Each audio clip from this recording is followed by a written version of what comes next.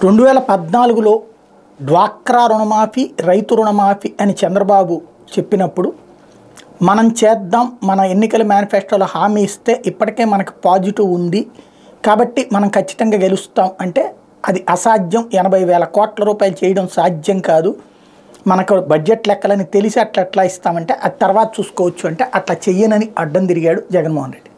ప్రతిపక్షంలో కూర్చున్నాడు. 2019కి వచ్చేటప్పుడు నవరత్నాలు అని ప్రకటించారు. అందులో చేయలేకపోయినాయి రెండే. ఒకటి వచ్చేటప్పటికి ఏదైతే సంపూర్ణ మద్య నిషేధం చేయలేకపోయారు, రెండోది జాబ్స్ అయితే ఇచ్చారు. జాబ్ క్యాలెండర్ ప్రతి ఏటా అన్నది మాత్రం చేయలే. జాబ్స్ మాత్రం 2 లక్షల పైగా ఇచ్చారు.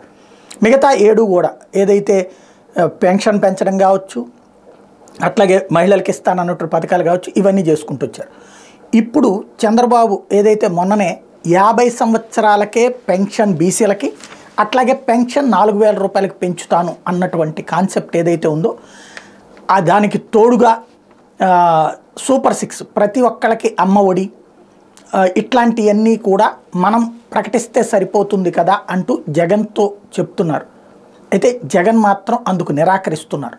చెయ్యగలిగేదే చెబుదాం, ఇప్పటికే సంపూర్ణ మద్య నిషేధం అనుకుని చేయలేకపోయాం, అట్లాగే జాబులు ఇచ్చాం కానీ అది దశల వారీగా కాకుండా ఒకసారి ఇవ్వడంతో మనం దాన్ని పూర్తిగా తృప్తిపరచలేకపోయాం. అట్లాంటప్పుడు ఇప్పుడు మనం ఏది పడితే అది చెప్పేస్తే ఎలా కుదురుతుంది, ఖచ్చితంగా మనం చెయ్యగలిగేదే చెబుదాం అని జగన్ అడ్డం తిరుగుతున్నారు. అదే పాయింట్ మీద నిలబడుతున్నారు. కాకపోతే అది ప్రజల్లో పాజిటివ్ అవుతుందా నెగిటివ్ అవుతుందా రాబోయే రోజుల్లో చూడాల్సింది.